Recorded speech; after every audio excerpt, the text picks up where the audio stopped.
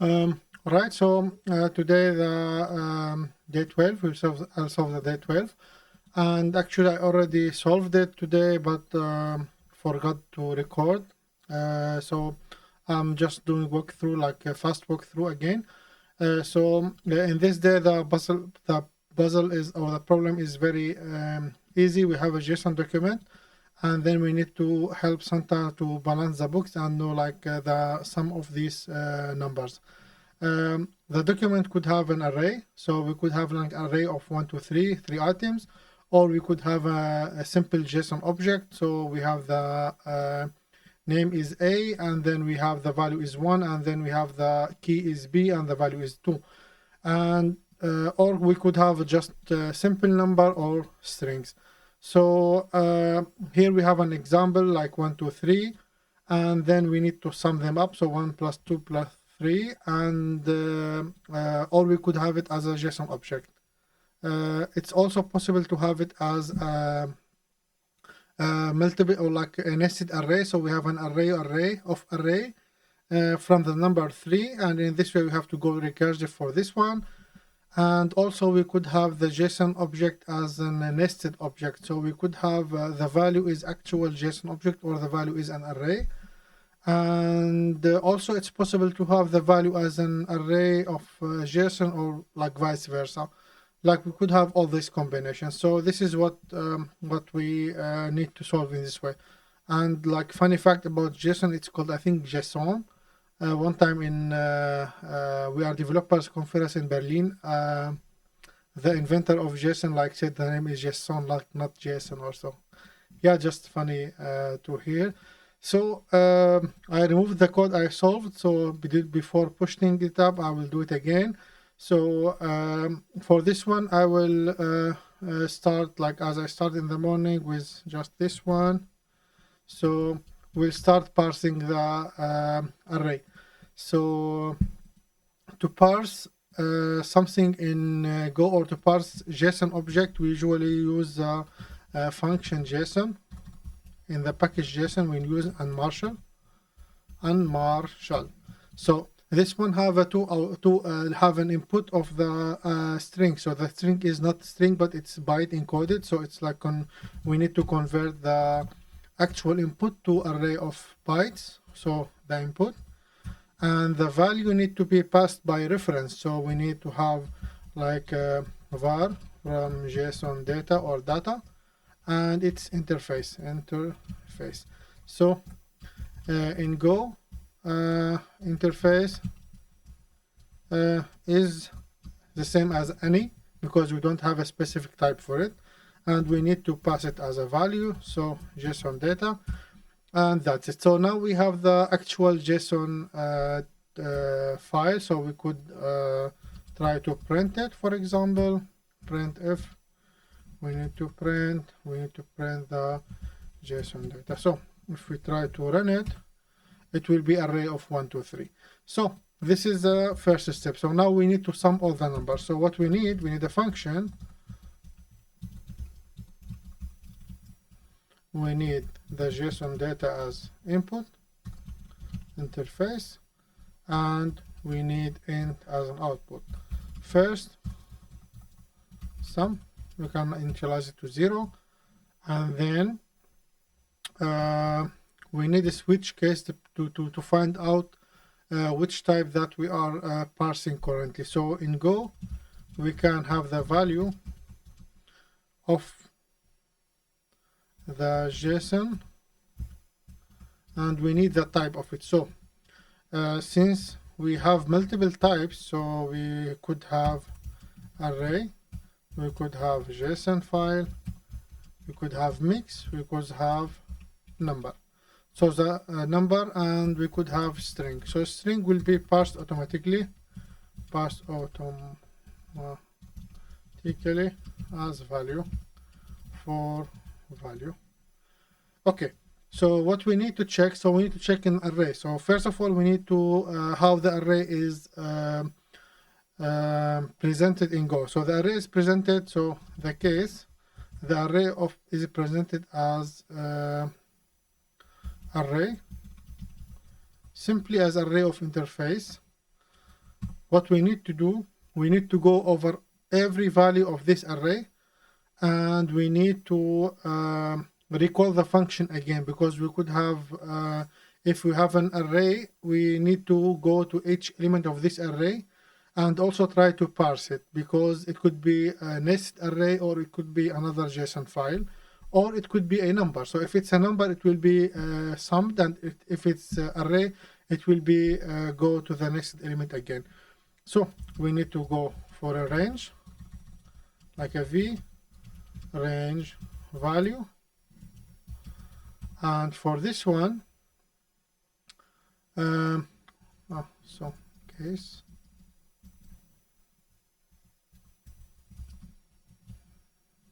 so we don't need this actually.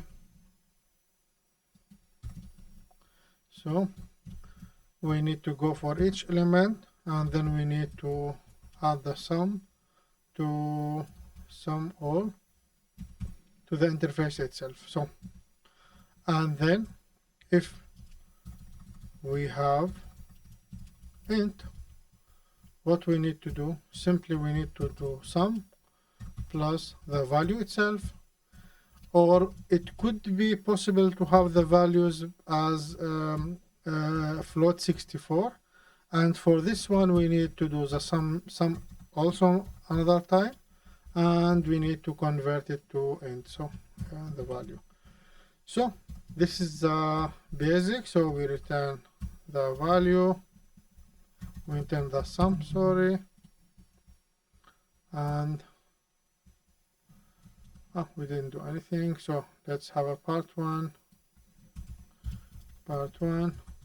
sum all, and then we need the JSON, and then f, and then what, part one sum all d, and then part one. So the sum is 6, so our solution works. And now we need to parse the JSON object. So for our solution currently, we cannot parse the JSON object because it's not an array. So we see the sum is 0. And how is the JSON object is presented in Go? So it's presented as a map, whereas the keys of the JSON file is a string, and the value actually is interface. So the value is any, and if we found this, we need to do exactly the same as array, because we don't care about the keys actually also here. So value, so we need to go sum plus equals sum all value. We need to call the function again with each value of this file. So how we will do it, so imagine that we have this file. What we need to do, we need to go over each value. So we need to go with this one first, and then we need to parse this one, and then we have to go with this one, and we need to parse this one, and so on. And then the next iteration, we will find this is int, so we just sum it, and this is also int, so we just sum it, and then we reach the end of the, or the termination. So here is termination, here we have termination of the recursion, and also here we have a termination of the recursion, like both of them. So this is the solution. So we just try to run it. The sum also 6, so this is parsed correctly, and this is everything we need to do. So let's have the input again. So here's the full input, and then what I need to do, paste it here. We have like 119,433. So it's the same as I got in the morning, which is oh no, it's a different. No, it's correct, like 119,433. So it's correct. Now we have another option. So what we need now, we need to remove all the values which are red. So for the arrays, it doesn't apply. So arrays doesn't have a value red, or if it has value red, we just ignore the condition. And if it's JSON object, so here we have an array of the first element is number or int, and the number is 1. And the second element is a JSON object. So the JSON object has a key called C, and the key has a value of red. So we need to ignore all of this object. So completely we ignore it, we don't sum it. And then we go to the next item. The next item is a 3. So for this one, we need to add condition to the place that we parse the JSON file. So we need to add the condition here. So here, for the second one, we need to add condition. So what we could do, we could copy the whole function again, and we just add the condition here. Or what we could have something like better. So what we could have, here, check for red, and it's boolean, and the default value is false. So false. We don't need to check for red. And for the part 2, what we need to do, we need to sum all, but we need to check for red. So how we check for red? So currently we don't check for red. So sum all,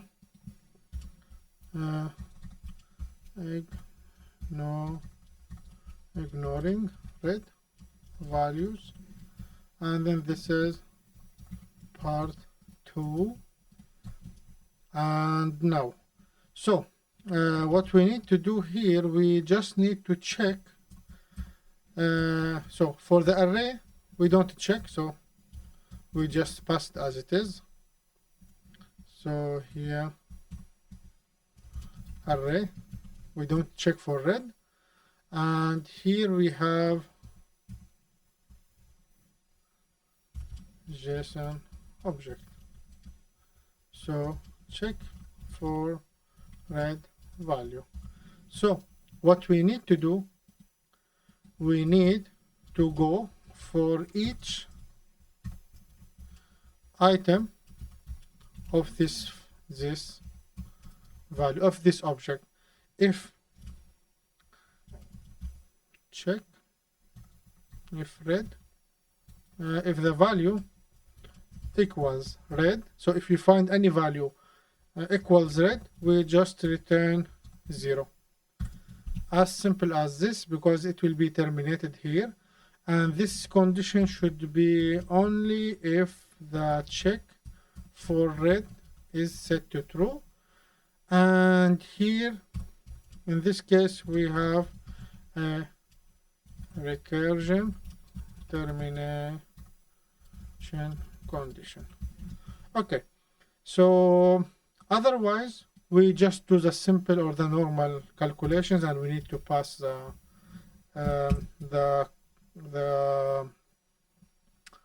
I forgot the check for red, and then we don't need to do anything. So now we have the value 1 and the value 2. So let's go one line to display them well. Okay, so the value is 119433. It's correct, and this is a new value, so we see it's the same. So it was easy, very fast one. I will not forget to check my mark setting again. And yeah, that's it for day 12.